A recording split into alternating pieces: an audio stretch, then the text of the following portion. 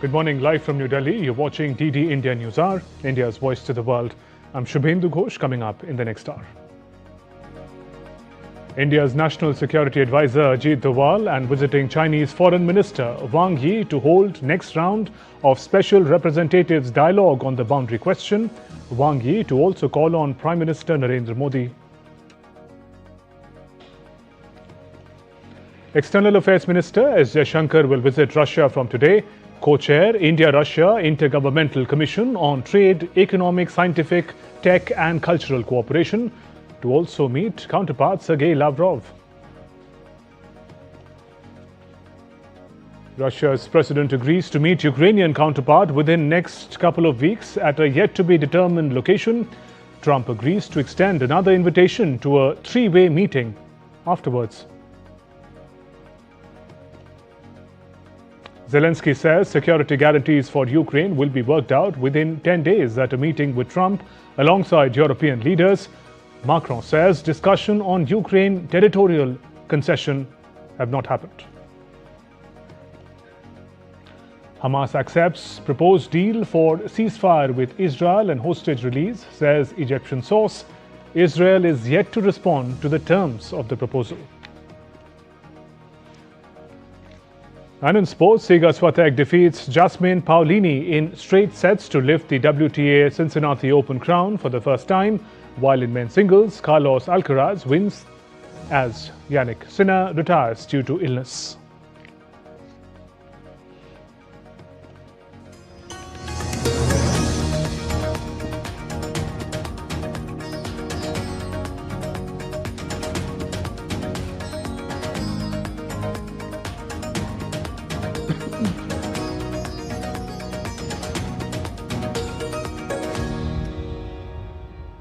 India's National Security Advisor Ajit Doval and visiting Chinese Foreign Minister Wang Yi will hold next round of Special Representatives dialogue on the boundary question today.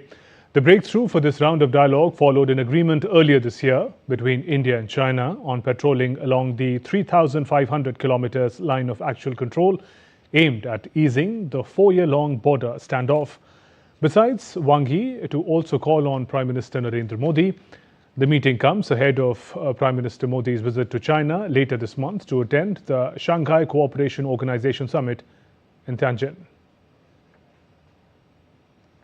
Earlier on Monday, India's External Affairs Minister S. Jaishankar and Chinese Foreign Minister Wang Yi held a meeting in New Delhi, during which Jaishankar said that discussing the border issue is very important because that is the basis for any positive momentum in India-China ties to maintain peace and tranquility in the border areas. He added that issues related to international situation, terrorism and economy were also discussed. Your Excellency will also be discussing, border issues with our Special Representative, National Security Advisor Ajit Doval tomorrow. This is very important because the basis for any positive momentum in our ties is the ability to jointly maintain peace and tranquility in the border areas. It is also essential that the de-escalation process move forward. Excellency, when the world's two largest nations meet, it is natural that the international situation will be discussed. We seek a fair, balanced, and multipolar world order, including a multipolar Asia. Reform multilateralism is also the call of the day. In the current environment, there is clearly the imperative of maintaining and enhancing stability in the global economy as well. The fight against terrorism in all its forms and manifestations is another major priority. I look forward to our exchange of views. Dr. Jaishankar highlighted that relations between the two countries are best guided by mutual respect, mutual sensitivity and mutual interest, stressing that differences between the two countries must not become disputes. In all, productive conversations were held during the meeting on economic and trade issues, pilgrimages, people-to-people ties, river data sharing, border trade connectivity and bilateral exchanges. Minister Jaishankar expressed confidence that discussions held would contribute to building a stable, cooperative and forward-looking relationship between India and China. Having seen a difficult period in our relationship, Excellency, our two nations now seek to move ahead. This requires a candid and constructive approach from both sides. In that endeavor, we must be guided by the three mutuals: mutual respect, mutual sensitivity, and mutual interest. Differences must not become disputes, nor competition conflict. And while Foreign Minister Wang Yi said that China has maintained peace and tranquility in the border areas, he expressed Beijing's confidence in dispelling interference, expanding cooperation, and consolidating the momentum of improving bilateral ties to contribute to development and provide certainty to Asia and the world. The exchanges and dialogue at all levels. We maintained peace and tranquility in the border areas and resumed the Indian pilgrimage to the Mount Garampochi and Lake Mapayonzo in the Xizang Autonomous Region. We should firm up confidence to dispel interference, expand cooperation, and to further consolidate the momentum of improvement and development of China-India relations so that while pursuing our respective rejuvenation, we can contribute to each other's success.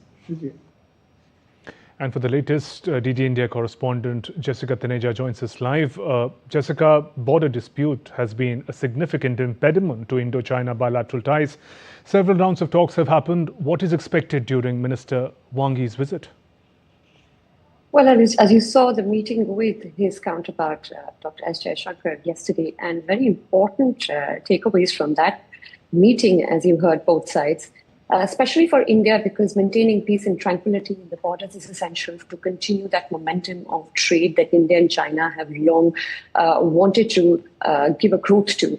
And perhaps this visit is also looking at a lot of international issues, and as Dr. S. Jaishankar said, the world's biggest countries, of course, would sit down and discuss international issues that concern us. And given the kind of cloud and the confusion around tariff and, of course, the sanctions, the additional tariffs, there's a lot to be discussed between the two, because India and China, the two major countries that the United States hasn't struck a trade deal with yet. But that set apart, this meeting was not about how to counter the other forces and have a balance of power, but the stress on a multipolar Asia and a multipolar world, and of course all the reforms of multilateral institutions certainly seem to indicate that India and China want to continue on that path. And the two countries with the largest population, certainly with great resources and a good economic heft at this point, have a lot to look forward to. But for the Indian side, it is important to talk about the border dispute, especially when it comes to de-escalation process. You heard the External Affairs Minister also stress on that fact. Now, there was a disengagement agreement signed when the two leaders of India and China, which is President Xi Jinping and Prime Minister Modi, had met in Kazan last year, where they had concluded the disengagement agreement and also patrolling on certain border areas, which were creating a lot of chaos. And we've seen what happened in 2017, then we saw what happened in 2020, not so long ago. But these are the border issues that perhaps need to be worked upon, is what the both sides would stress on, and the special representative talks, as you suggest in your report, will also go on. And Prime Minister Modi is set to travel to China in person after 7 years. Are we looking at a potential thaw in the ties? What are the implications? But Shubhendu, nothing has been made official yet about the Prime Minister's travel. But if you go by reports and other speculative analysis, it does seem to suggest that this is going to be a very important time in geopolitics when the Prime Minister, in fact, does go to SCO. Again, those reports are not confirmed yet, but India's participation has been there. You saw the Defence Minister was also there for the SCO Defence Ministers meet, along with you saw Dr. S. Jaishankar also in China for the SCO Foreign Ministers meet. So there has been quite a lot of engagement, but this thorned relationship, I think, would rather put it slightly differently. The easing of relationship between the two begun at the summit, the BRICS summit in Kazan, and perhaps this is a carry forward of that. It will be deeply speculative to look into how this relationship now takes shape. But given the current geopolitical currents and the hostilities in terms of economics and trade, the two countries would seem to find common ground soon. Jessica, thank you for those updates and perspective. External Affairs Minister S. Jaishankar will undertake a 3-day official visit to Russia from today, visiting at the invitation of the first Deputy Prime Minister, Denis Manturov. Jaishankar will co-chair the 26th session of India-Russia Intergovernmental Commission on Trade, Economic, Scientific, Technological and Cultural Cooperation, scheduled for 20th August, that's Wednesday. The minister will address the India-Russia Business Forum meeting in Moscow as well. During the visit, Minister Jaishankar will also meet his Russian counterpart, Sergei Lavrov, and review the bilateral agenda and share perspective on regional and global issues. The visit aims to further strengthen long-standing, time-tested India-Russia special and privileged strategic partnership. Moving on now, some updates from the Parliament. Let's take a look at the legislative business that is lined up for today. In both the houses, Lower House or Lok Sabha will resume the special discussion on India's first astronaut aboard the International Space Station, critical role of space program for Viksit Bharat 2047. Beginning the discussion on Monday, members hailed astronaut Subhanshu Shukla, who became the first Indian to set foot on the ISS, a milestone that cements India's growing stature in the global space sector.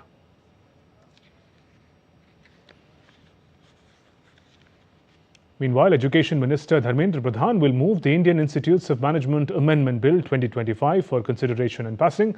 The bill aims to include IIM Guwahati to the schedule of Indian Institute of Management Act to make it an institution of national importance. While in the upper house or the Rajya Sabha, India's Minister of Mines G. Kishan Reddy will move the Mines and Minerals Development and Regulation Amendment Bill 2025 for consideration and passing. The Act establishes National Mineral Exploration Trust to fund mineral exploration in the country. The bill widens the scope of the trust to also fund development of mines and minerals. Prime Minister Narendra Modi, Union Home Minister Amit Shah, various union ministers and other NDA leaders reached the Parliament Library building for a parliamentary meeting of the alliance and also felicitate the vice presidential candidate C.P. Radhakrishnan. C.P. Radhakrishnan also arrived at the Parliament Library building, being greeted by Union Minister Piyush Goyal and other leaders ahead of the meeting. Earlier on Monday, the NDA leaders held an introductory meeting with floor leaders. Parliamentary Affairs Minister Kiran Rijiju expressed hope for consensus across political parties. Radhakrishnan, Defence Minister Rajnath Singh will be Radhakrishnan's campaign manager, while Union Minister Kiran Rijiju will serve as his election agent. Radhakrishnan brings extensive experience to the table, having served as a Member of Parliament and Governor of various states, including Jharkhand and Telangana. Prime Minister Modi praised Radhakrishnan's dedication, humility and intellect, highlighting his grassroots work in Tamil Nadu.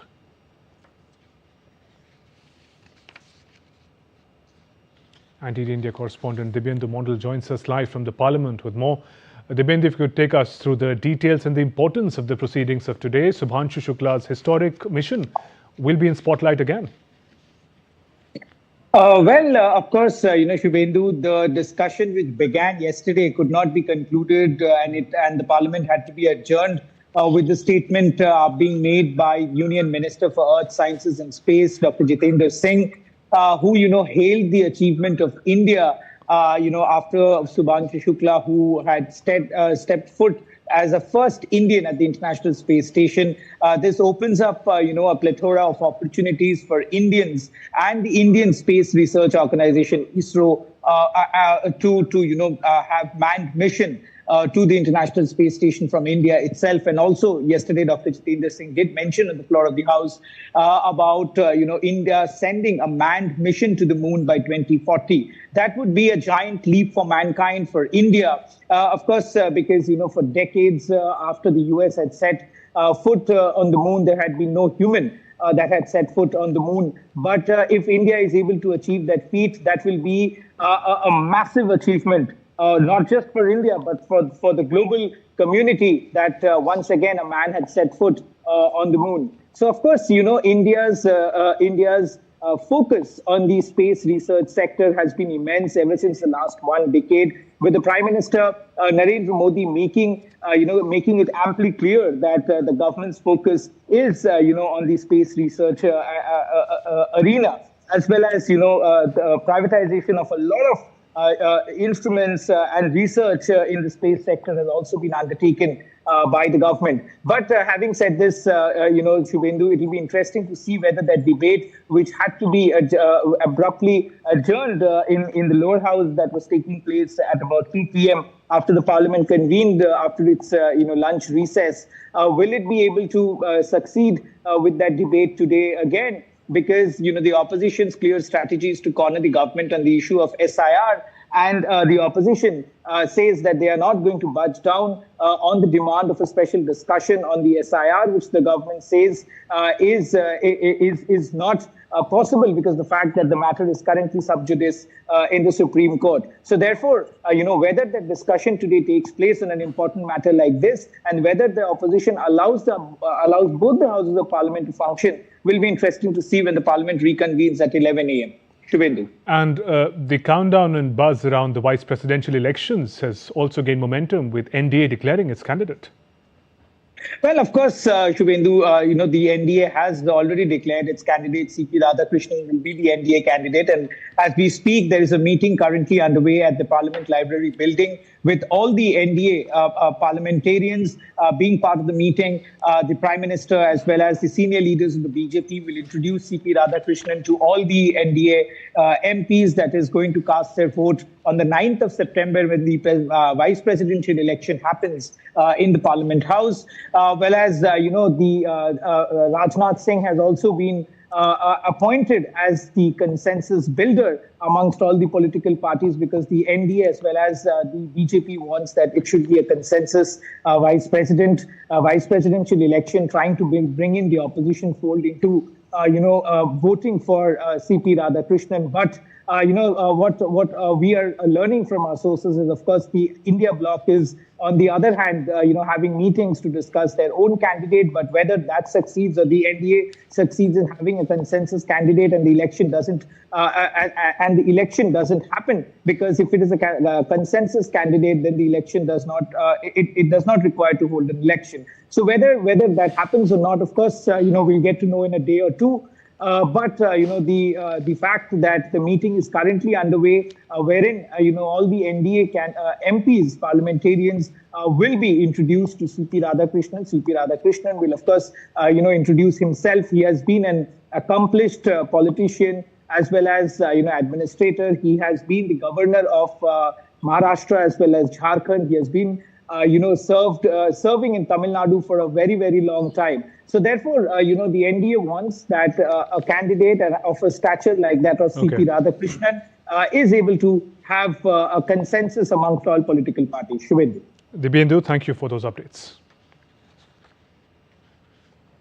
Moving on to some international stories now. Russian and Ukrainian presidents Vladimir Putin and Volodymyr Zelensky look set for a peace summit after fast-moving talks on Monday between Donald Trump and European leaders that focused on key issue of long-term security guarantees for Kiev.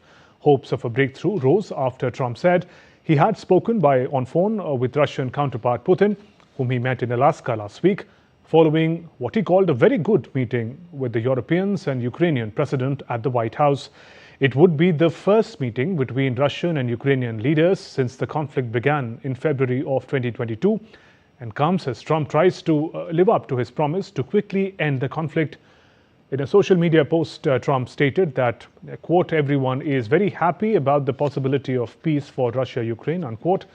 Trump said he would then hold a three-way summit with Ukrainian and Russian leaders.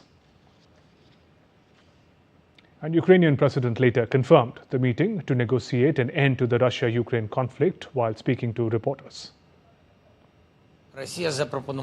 Russia proposed first a bilateral meeting between Ukraine and Russia and then a trilateral meeting. We are ready for any format at the leadership level, because only the leadership level can resolve all these complex and painful issues. Therefore, I confirmed, and all European leaders supported me, that we are ready for a bilateral meeting. Zelensky also said his country's allies would likely outline security guarantees if a peace deal were secured with Moscow. He further added those plans would be formalized in some way in the next week or 10 days. Earlier, US President Donald Trump welcomed Ukrainian counterpart Volodymyr Zelensky to the White House on Monday to discuss a path for the resolution of the conflict between the two countries. Trump's meeting with Zelensky appeared cordial and friendly. This was in marked contrast to the last White House meeting in February, in which Trump and other members of his administration verbally berated the Ukrainian leader and blamed him for the continuation of the conflict. During the bilateral meeting with Zelensky, US President Donald Trump said he will work with Ukraine and everybody to bring peace. Well, we're going to work with Ukraine, we're going to work with everybody, and we're going to make sure that if there's peace, the peace is going to stay long-term. This is very long-term. We're not talking about a 2-year peace and then we end up in this mess again. We're going to make sure that everything's good. We'll work with Russia, we're going to work with Ukraine, and we're going to make sure it works. And I think if we can get to peace, it's going to work. I have no doubt about it. And Ukrainian President Zelensky said he was open to holding an election in safe circumstances if the conflict with Russia comes to an end. We are open for election, yes. We have to do safety circumstances, and a little bit we need to work in the parliament, because during the war you can't have elections, but we can do security. We need, maybe, how to say, we need a truce, yes, everywhere, in the battlefield, in the sky, in the sea, yeah, to make possible for people to do democratic, open, legal elections. US President Trump also held talks with Ukrainian President and the European leaders at the White House. EU leaders, including NATO Chief Mark Rutte, EU Commission President Ursula von der Leyen, German Chancellor Friedrich Merz, French President Emmanuel Macron, British Prime Minister Keir Starmer, and Italian Prime Minister Giorgia Meloni and Finnish President Alexander Stubb lauded Trump's efforts to stop the fighting. The EU leaders also called for a ceasefire between Russia and Ukraine. During the talks, Trump said US will provide security guarantees for Ukraine as part of any peace deal. The Alaska summit reinforced my belief that while difficult, peace is within reach, and I believe that in a very significant step, President Putin agreed that Russia would accept security guarantees for Ukraine, and this is one of the key points that we need to consider, and we're going to be considering that at the table also. And British Prime Minister Keir Starmer described Monday's meeting between Trump, Zelensky and EU as good and constructive, highlighting a unified approach to Ukraine security and steps towards further negotiations with Russia. Today's meeting was good and constructive, and there was a real sense of unity between the European leaders that were there and President Trump and President Zelensky. And we had two material outcomes. The first, on the question of security guarantees, was the agreement that the coalition of willing countries, that's 30 countries already working together on security guarantees, will now work with the US on those guarantees, coordinating. The other material outcome was the agreement that will now be a bilateral agreement between President Putin and President Zelensky. That was after a phone call between President Trump and President Putin during the course of this afternoon, followed by a trilateral, which will then add in President Trump. And French President Emmanuel Macron said White House talks involving Ukrainian president did not raise Kiev surrendering territory. Talking to media, Macron also stressed that any future peace deal between Russia and Ukraine cannot restrict the size of Kiev's military. He called for stepping up sanctions against Russia if Putin does not move forward on peace with Ukraine. It was agreed today that we will work with the United States of America on the content of these security guarantees and the cooperation that each side is prepared to provide. I was able to go over again this afternoon on the content of these security guarantees, which consists of a robust Ukrainian army which carries weight, can resist and deter any attempted attack, and so without limitations in numbers, capabilities, weapons, etc. And then there are also reassurance forces at sea, in the air, on the land, that the allies are ready to provide to Ukraine. And German Chancellor Friedrich Merz also said Ukraine should not be forced to surrender its Donbas region to Russia in the talks. He stressed that a ceasefire in Ukraine would be desirable before a meeting between Zelensky and Putin. The third aspect I want to address regarding Ukraine, which has not been discussed again today, is that no territorial concession should be imposed. The Russian demand that Kiev give up the free parts of Donbas corresponds, to put it bluntly, to a proposal for United States to have to give up Florida. A sovereign state cannot simply make such a decision lightly. This is a decision that Ukraine must make itself in the course of negotiations. And DD India correspondent Saurabh Shukla from Washington, D.C. gives us key takeaways of the meeting on Russia-Ukraine conflict.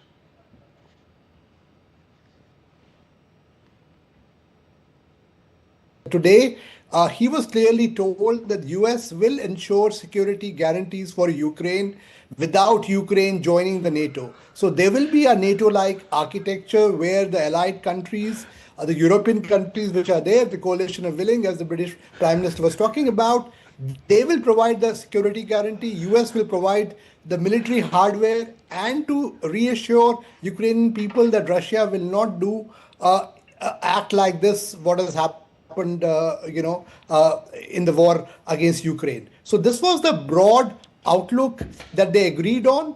Clearly, that was understood by President Zelensky, who was willing to take this, and that's the reason why this is inched forward. And you will see now a bilateral meeting happening between President Zelensky of Ukraine and President Putin of Russia. Sources in the White House are telling me that President Trump is very keen for an early resolution. He wants this war to end, and that's the reason why he managed to get President Putin for Alaska summit, which according to me was a good, bold step, which India has also hailed as well.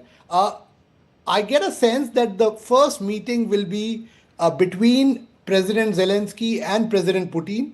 They want to do it within a span of 1 week, and once the broad agreement is done between these two leaders, that will be followed by a trilateral meeting where the US President Donald Trump will be present, and that will be the final, so to say, the final agreement to end this war. These European leaders, their presence obviously carried a lot of weight. Also, it provided a great deal of moral support to President Zelensky, who obviously had a discussion with the European leaders ahead of coming here. And I think the template worked very well, because now when President Trump, in fact, while these leaders was there, after talking to them, he made a phone call to President Putin of Russia. That was only possible because all these leaders was present at the White House, and that really, I would say, expedited the entire issue. So I think it was a very strategic idea to have them on board, and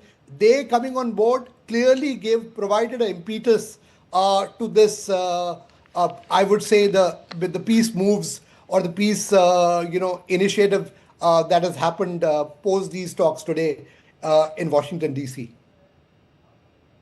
And meanwhile, Prime Minister Narendra Modi received a telephone call from Russian President Vladimir Putin, updating him on his talks with the US President Donald Trump. During the talks that happened between Prime Minister Narendra Modi and Russian President Vladimir Putin, the Russian president shared his assessment of the meetings with US President Donald Trump in Alaska last week.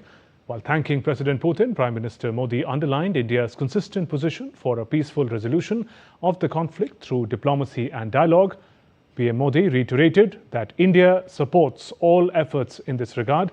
The two leaders also touched upon a number of issues of bilateral cooperation with a view to further strengthen the special and strategic privileged partnership between India and Russia, agreed to remain in close touch.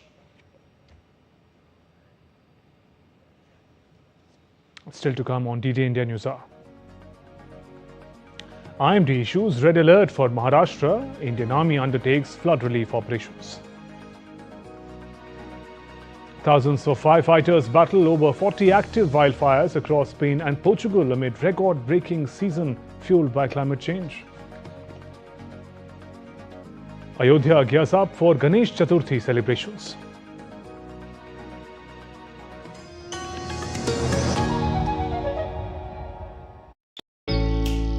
Jharkhand will mesmerize you with majestic nature, rich heritage and colorful culture. Johar. Johar. It fits perfectly. Thank you. Full workout हो गया. Ready?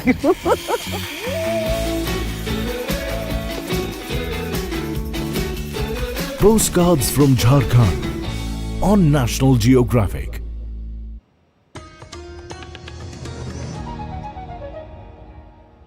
Welcome back. You're watching DT India News Hour. I'm Shubhendu Ghosh. Our top stories.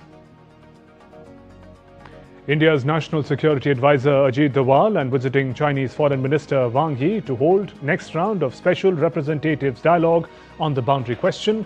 Wang Yi to also call on Prime Minister Narendra Modi. External Affairs Minister S. Jaishankar will visit Russia from today. Co-chair India-Russia Intergovernmental Commission on Trade, Economic, Scientific, Technological and Cultural Cooperation to also meet counterpart Sergei Lavrov. Russia's president agrees to meet Ukrainian counterpart within next 2 weeks at a yet-to-be-determined location. Trump agrees to extend another invitation to a three-way meeting afterwards. Zelenskiy says security guarantees for Ukraine will be worked out within 10 days at a meeting with Trump alongside European leaders. Macron says no discussion on Ukraine's territorial concessions.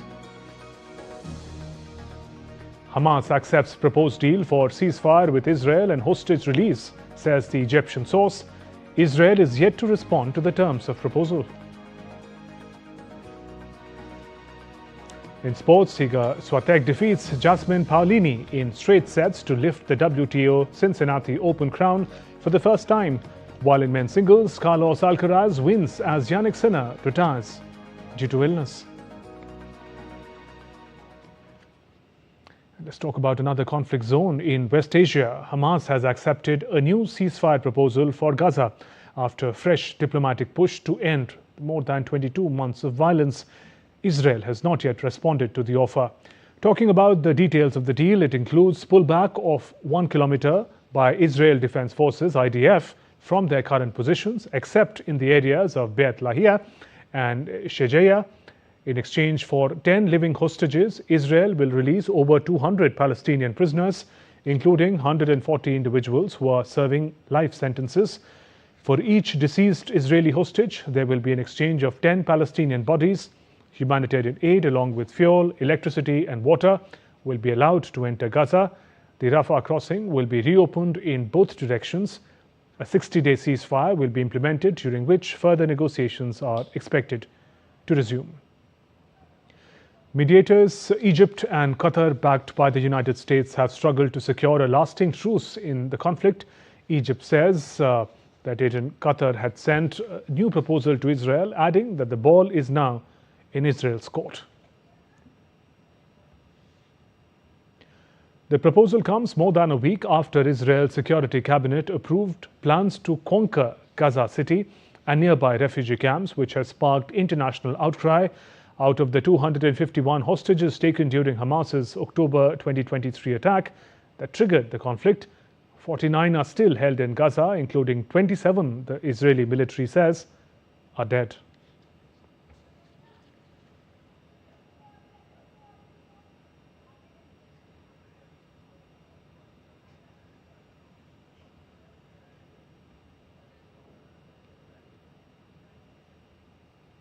And we return to our top story of India's National Security Advisor Ajit Doval meeting Wang Yi of China, China's foreign minister. Border issues are in focus. We'll be getting more updates on that in a short while from now. Moving on, North Korean leader Kim Jong-un has called for rapidly expanding country's nuclear armament, referring to US-South Korea military exercises as an obvious expression of their will to provoke war.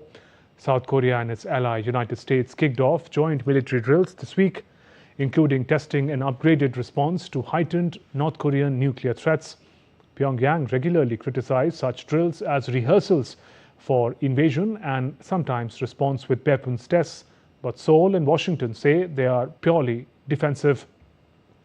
As of now, Kim stressed that the security environment required the North to rapidly expand its nuclear armament. noting that recent US-South Korea exercises involve a nuclear element. Hurricane Erin, the Atlantic's first hurricane of this year, has slightly weakened to a Category 4 with maximum sustained winds of 130 miles per hour of late Monday, moving northwest at 10 miles per hour east of Bahamas. The storm, which briefly reached Category 5 over the weekend, continues to batter the Caribbean with gusts and rain, causing power outages in Puerto Rico and prompting evacuations in Turks, Caicos and southeastern Bahamas. The hurricane would bring dangerous seas as it grows near the Bahamas. Globally, experts link its rapid intensification to climate change-fueled warm waters, marking the fourth consecutive year with the Category 5 storm. Although Erin's eye was forecast to stay well offshore, tropical storm conditions and coastal floodings were possible in North Carolina's Outer Banks.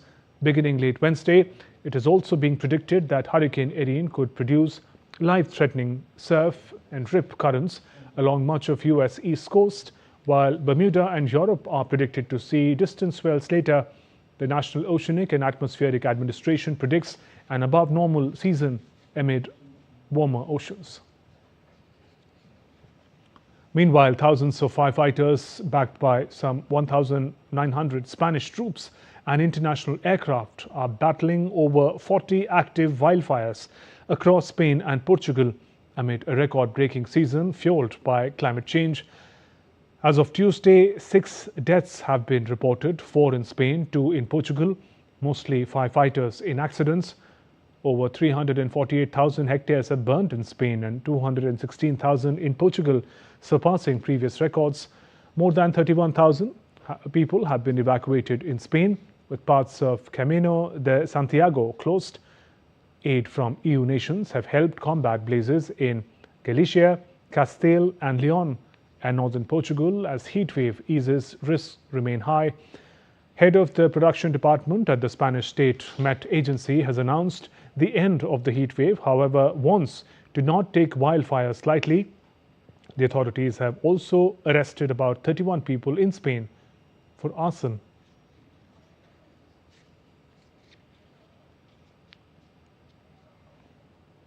And with its 16-day duration, it constitutes the third longest heat wave since we began recording in 1975. However, this does not mean we should lower our guard regarding fires.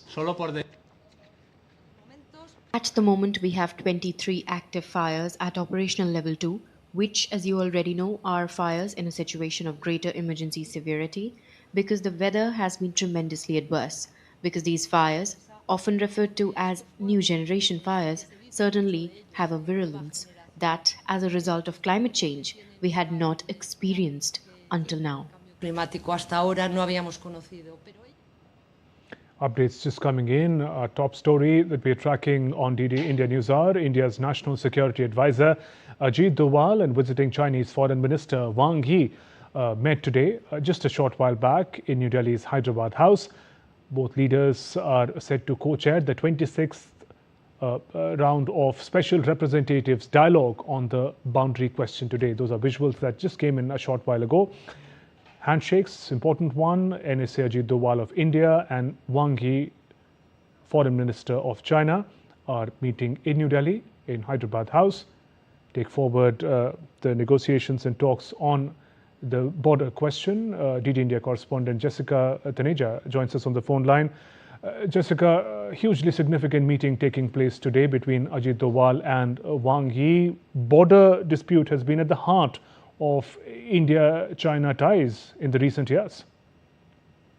That's correct. The border dispute has, of course, taken center stage, not just at the SR level talks, but you heard the remarks from both Dr. Jaishankar as well as Chinese Foreign Minister Wang Yi just a short while ago, and yesterday when they had met, they had made it quite clear that in order to maintain peace and tranquility at the border, it has to be important for trade to continue to enhance between both the countries. And perhaps these SR level talks were due to be held in New Delhi. As you'd recall, that the last ones were held in China, where NSA Ajit Doval had traveled. And there were discussions on how to resolve the border dispute, especially when it comes to the disengagement agreement that was signed right before the Kazan summit, where President Xi Jinping and Prime Minister Narendra Modi had met. And that is perhaps where we saw easing of relations and tensions, in a sense where both the countries were coming together after a 5-year or 4-year hiatus and begin to talk. Especially when India's focus has been on the border issue has to be resolved if trade has to continue with the momentum that the two countries envision it to be, and also focus on multipolar Asia. But for the two of them to meet at this time for the special representative talks is something on expected lines as well. Now, this mechanism was set up in 2003, where the first time the two countries had sort of met for talks, especially when it comes to special representatives to the level of NSA, and the discussions would go on along the 3,500-kilometer disputed border, especially on patrolling areas. There still seems to be a lot that needs to be ironed out. It is not an easy issue to resolve for both the countries, something that has colonial legacy as well as multiple claims over the years. So there's a lot that the Chinese side would be looking forward to, and there's perhaps even more what India would want to press on, especially when it comes to even cross-border terrorism. Jessica, thank you for those updates. Let's return to weather updates. The India Met Department on Monday said that extremely heavy rains are likely across several parts of the country in the coming days. The Met Department issued red alert for extremely heavy rains in isolated areas of Konkan and Goa, Madhya Maharashtra and Gujarat state over the next few days. IMD said the monsoon will remain active over the southern peninsula and adjoining central India during the next 3 to 4 days. Several other states, including Himachal Pradesh, Uttarakhand, Uttar Pradesh, Assam, Bihar, Western Madhya Pradesh, also reported heavy rains. And swift and coordinated flood relief operations are underway in Nander district of Maharashtra after heavy inundation affected villages of Ravan and Hosnan on the banks of Alendi River. Rising waters left over 50 people stranded. Responding immediately, the Indian Army mobilized a column comprising medical and engineer teams along with an emergency task force. The teams were deployed at short notice at 11:30 hours to provide timely rescue and relief support. The relief operations are in progress under the supervision of Headquarters Southern Command, with Army personnel working alongside local authorities to ensure safe evacuations.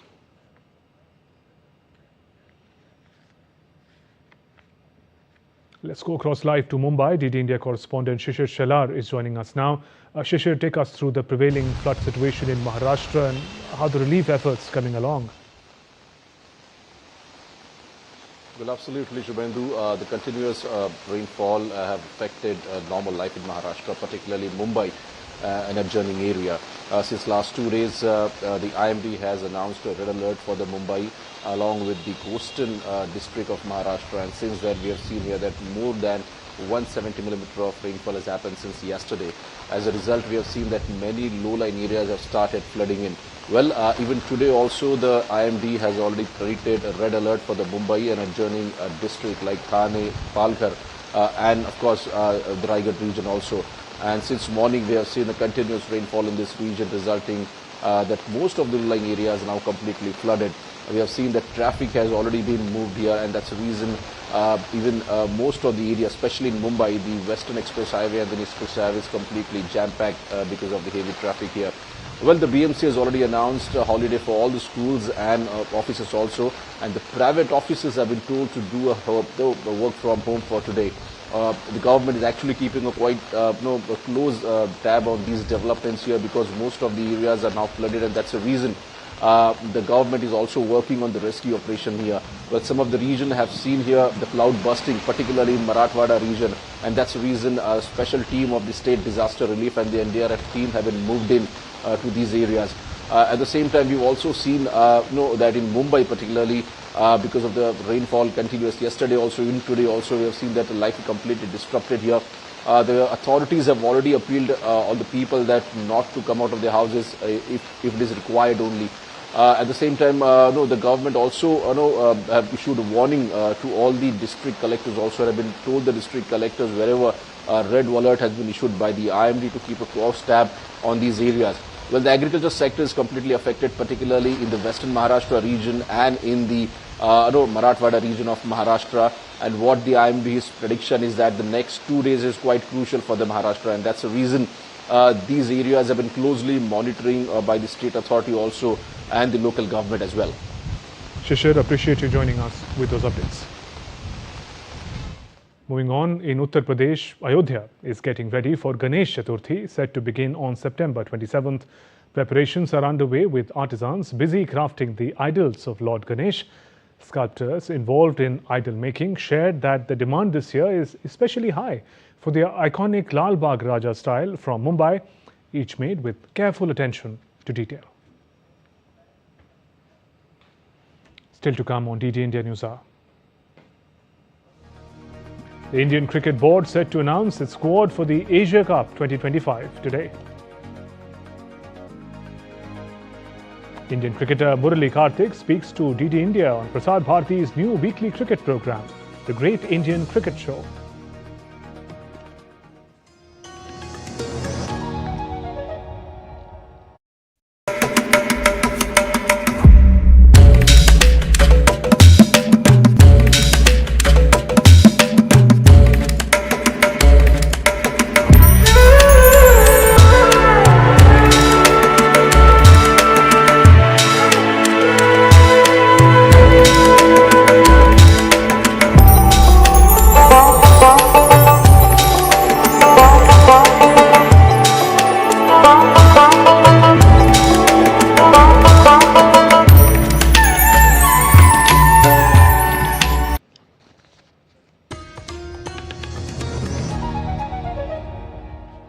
Welcome back. You're watching DD India News Hour. I'm Shubhendu Ghosh. Let's now turn to all the action from sports. World number 2 Carlos Alcaraz and Poland's Iga Swiatek won the Cincinnati Open on Monday. The Spaniard won his maiden Cincinnati Open title in a little more than 20 minutes after defeating defending champion Jannik Sinner. He was forced to retire towards the end of the first set due to illness. After Carlos Moya and Rafael Nadal, Alcaraz is the third Spanish men's singles champion in Cincinnati.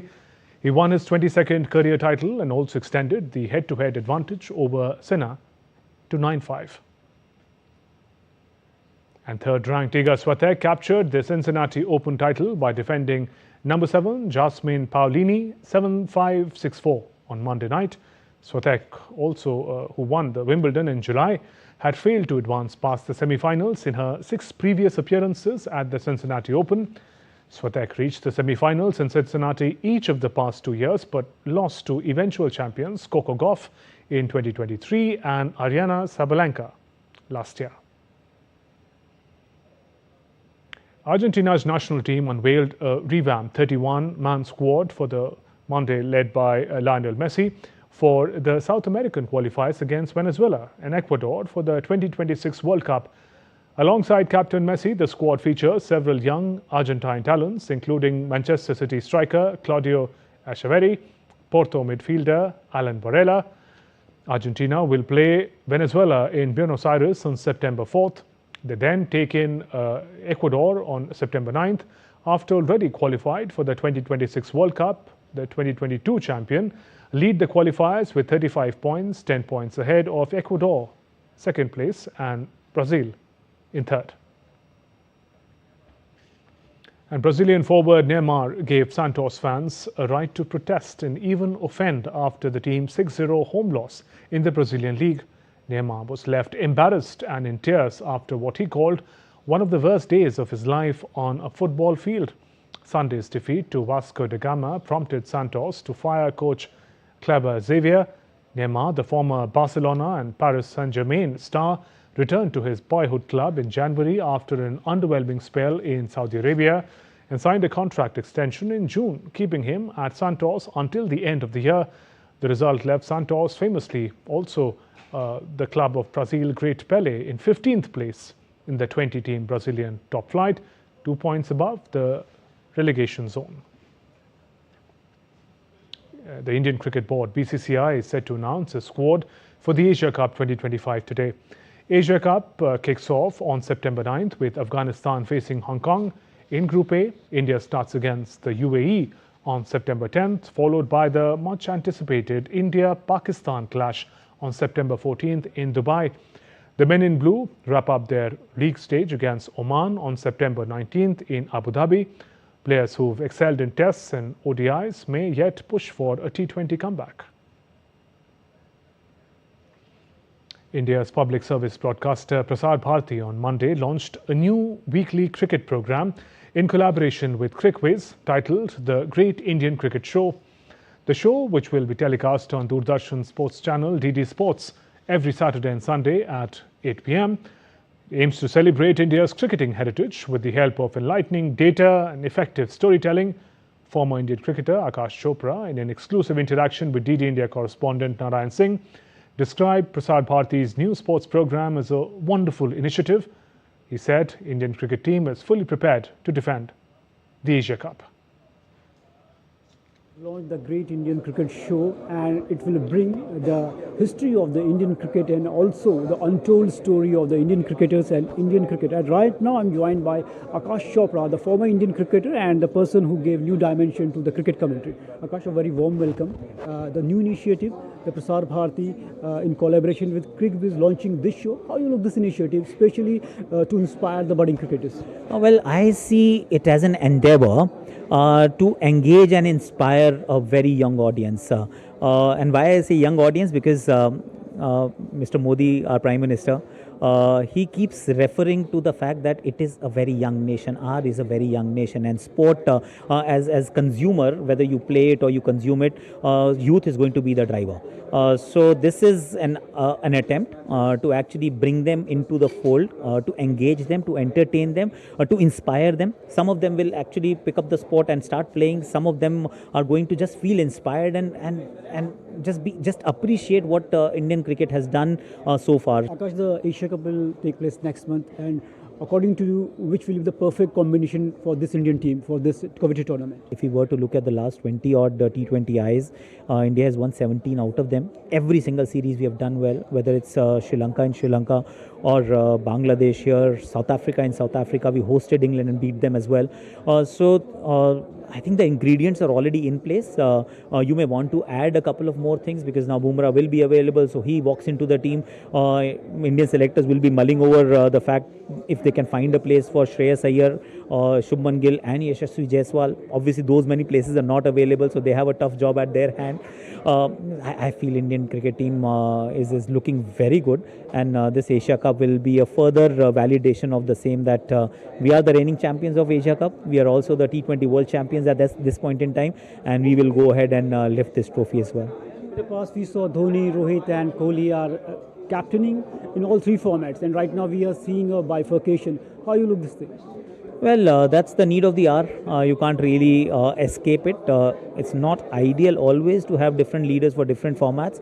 But then if there is a lot of difference between the three teams that are playing, and there is a very little overlap with regards to how our test team is and who are the players who actually end up playing T20 cricket, then you realize that, oh, there are two very different squads. So if there are two different squads, I think it's okay to have two different captains as well. But three captains, three formats, that is a bit much. Thank you, Akash, for giving your valuable inputs and insight on this important update and the Institute story. Thank you. Thanks a lot. So the way Akash said that India is at the forefront of the world sports, and the way things are happening in the sports, definitely India is the next superpower in the world of sports also. With camera person Piyush, Narayan Singh, DD India, Delhi. In Mongolia, a grassland Nadam festival unveiled a youth Nadam event for the first time. Nadam means entertainment or games, and it is a traditional festival with profound history among the Mongolian people.